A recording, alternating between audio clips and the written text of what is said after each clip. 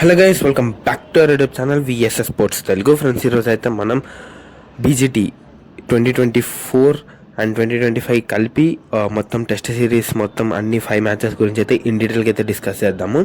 So ముందుగా వీడియోకి వెళ్ళే ముందు please like, share and subscribe to our YouTube channel. Friends, border Gavaskar trophy అయితే డిసెంబర్ అయితే స్టార్ట్ అయిందనమాట. అండ్ ఫస్ట్ మ్యాచ్ వచ్చేసరికి అయితే రోహిత్ శర్మ కొంచెం పర్సనల్ ఇష్యూస్ వల్ల అనవైలబుల్గా ఉన్నప్పుడు జాస్మిత్ బుమ్రా అయితే క్యాప్టెన్సీ చేశాడు. సో ఫస్ట్ మ్యాచ్ అయితే చాలా సులభంగా అయితే మనం గెలిచేసామన్నమాట. అండ్ విరాట్ కోహ్లీ సెంచరీ, జైస్వాల్ కూడా 150 దాకా అయితే కొట్టాడు. ఫస్ట్ మ్యాచ్ వచ్చేసరికి అయితే ఈజీ విన్ అయిపోయింది. అండ్ సెకండ్ మ్యాచ్ వచ్చేసరికి అయితే Rohit Sharma is back. And second match వచ్చేసరికి అయితే పింక్ బాల్ టెస్ట్ అయితే మనం ఓడిపోయాము. అండ్ బౌలింగ్ అండ్ బ్యాటింగ్ రెండు కొలాప్స్ అవ్వడంతో అయితే సెకండ్ మ్యాచ్ అయితే ఓడిపోయాము. అండ్ థర్డ్ మ్యాచ్ వచ్చేసరికి అయితే వర్షం కారణంగా అయితే టై అయితే చేసుకోగలిగాము. అండ్ థర్డ్ మ్యాచ్లో తెలిసిందే బౌలింగ్ అండ్ బ్యాటింగ్ రెండు కొలాప్స్ అవడం అయితే మనం చాలా చూసాము. యాక్చువల్లీ ఏ ప్లేయర్ అంటే ఆ ప్లేయర్ కూడా సపోర్ట్ ఇవ్వట్లేదు. అండ్ కేఎల్ రాహుల్ ఇన్కన్సిస్టెన్సీ కూడా కనిపించింది సిరీస్ అంతా. And Virat Kohli first match and ఒక 36 తప్ప మిగతా స్కోర్స్ కూడా లేవు. రోహిత్ శర్మ కూడా సెకండ్ మ్యాచ్ నుంచి ఒక 30+ స్కోర్ కూడా లేదు. అండ్ శుభ్మన్ గిల్ కూడా on and of performance. Jaiswal ఒక్కడే ఒక 2-3 మ్యాచెస్ మంచిగా ఆడాడు.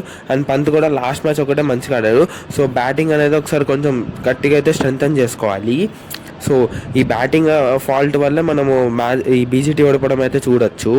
ఫోర్త్ మ్యాచ్లో మనకైతే క్లియర్గా మనకైతే టై చేసుకునే అవకాశం అయితే చాలా స్పష్టంగా ఉండాలి. బట్ మనమైతే ఆల్అౌట్ అయిపోయి వాళ్ళకైతే విక్టరీ అయితే ఇచ్చేసాము. అక్కడ కనుక మనం టై చేసుకుని ఉంటే నిన్న మ్యాచ్ వేరే సిచ్యువేషన్ లాగా ఉండేది. అండ్ డూ ఆర్ డే కాకుండా ఒక ప్లెజెంట్ సిచ్యువేషన్లో ఉండాలి. బట్ మనమైతే అక్కడ క్లియర్గా టై అయ్యే మ్యాచ్ని అయితే మనమైతే వాళ్ళ చేతిలో పెట్టామని చెప్పుకోవచ్చు. అండ్ వికెట్స్ ఆపుకోలేకపోయారు, కనీసం కొట్టకపోయినా కానీ వికెట్స్ కూడా ఆపుకోలేకపోయారు మన batters. So fourth test match అయితే అలా అయితే ఓడిపోయాము. అండ్ ఫిఫ్త్ టెస్ట్ మ్యాచ్ గురించి తెలిసిందే, మనమైతే కొలాప్స్ అవడం అయితే చూసాము. అండ్ దాని తర్వాత వాళ్ళని కూడా కొలాప్స్ అయితే చేసాము. అండ్ బట్ సెకండ్ డే 200 వరకు వెళ్ళుంటే మనమైతే ఈజీగా గెలిచేవాళ్ళం. అయినా వాళ్ళ బ్యాటింగ్ చాలా స్ట్రాంగ్ అనిపించింది. సెకండ్ బౌలింగ్ కొంచెం వీక్ అయింది. సో ఫిఫ్త్ టెస్ట్ మ్యాచ్ కూడా మనమైతే ఓడిపోయాం.